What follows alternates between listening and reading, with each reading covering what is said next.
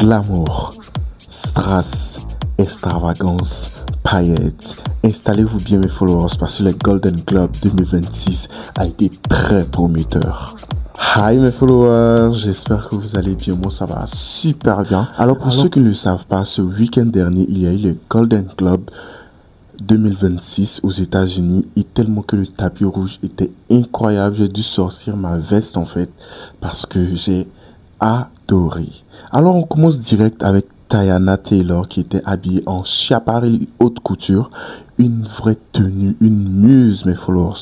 J'ai adoré sa tenue en fait, elle est magnifique, radieuse, ravissante, ce moulé du corps. J'ai adoré, surtout avec le petit nœud en bijoux sur son dos et tout.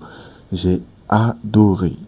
En tout cas, vraiment, j'ai grave kiffé la tenue, j'arrête pas de le dire. Et pour la note, je pense que je vais lui donner un 8 sur 10. Voilà, mais malheureusement, ça ne mérite pas encore mon 10.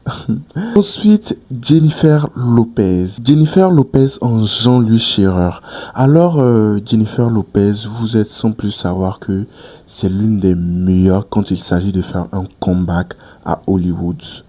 Donc, j'ai encore une fois grave adoré mes followers, son comeback, parce que ça fait un certain moment qu'elle n'était pas là, sur les tapis rouges surtout.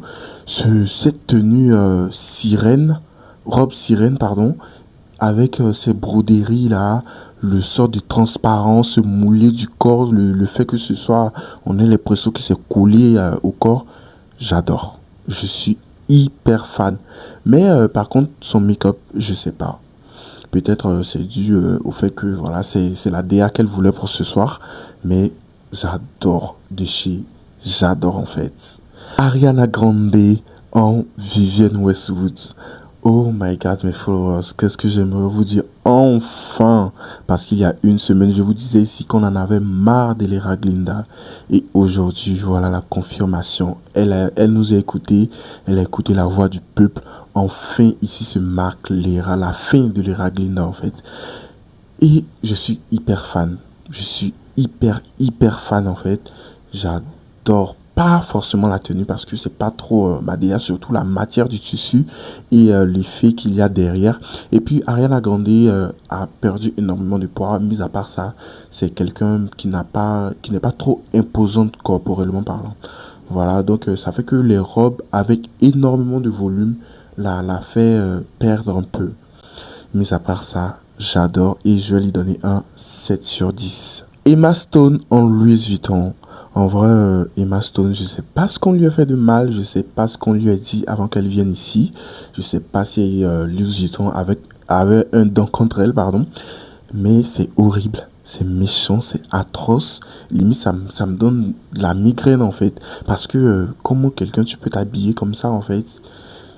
À part la couleur en fait qui est gold, orangé, tout ça, je trouve que rien ne va sur la tenue. C'est affreux, c'est limite, c'est horrible. Du coup, je vais lui donner un 2 sur 10 la prochaine fois. Fais attention à ce que tu portes. Jenna Ortega en Lirala Filigo. Bon, en vrai, je sais pas prononcer le nom du créateur. Jenna Ortega, à un moment donné, on en a marre. Voilà, je le dis haut et fort. Parce que Jenna Ortega, j'ai remarqué qu'elle n'avait pas d'identité, elle n'avait pas de personnalité à elle. Depuis l'era Mercedes Adams, on est coincé à cet acte-là en fait. On n'avance plus, il n'y a plus d'émergence, il n'y a plus de nouveauté.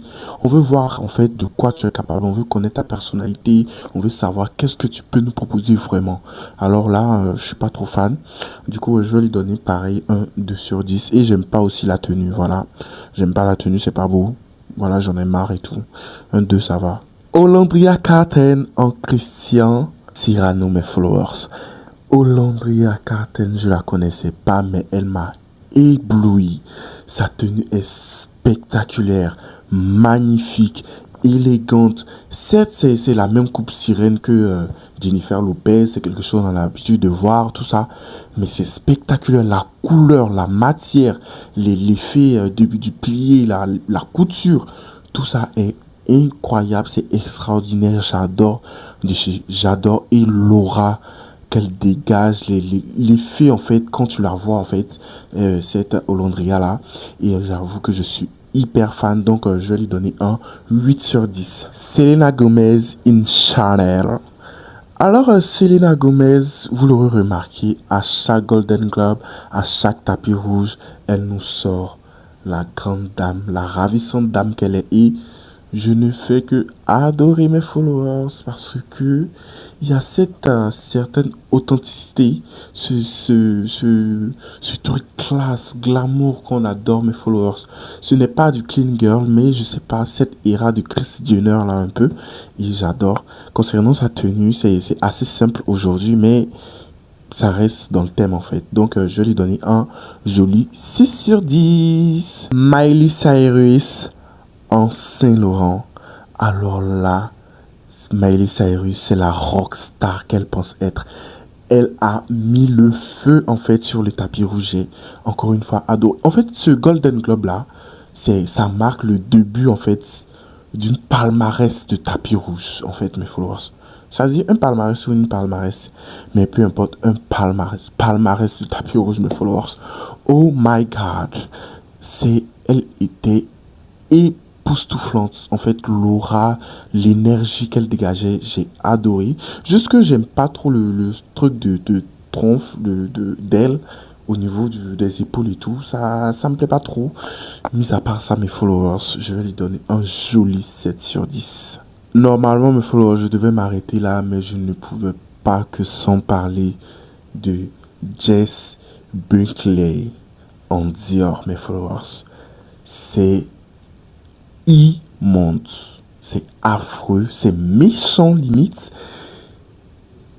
Migraine. Migraine. Migraine. J'ai la migraine. Comment est-ce que Dior peut nous servir ce genre de truc?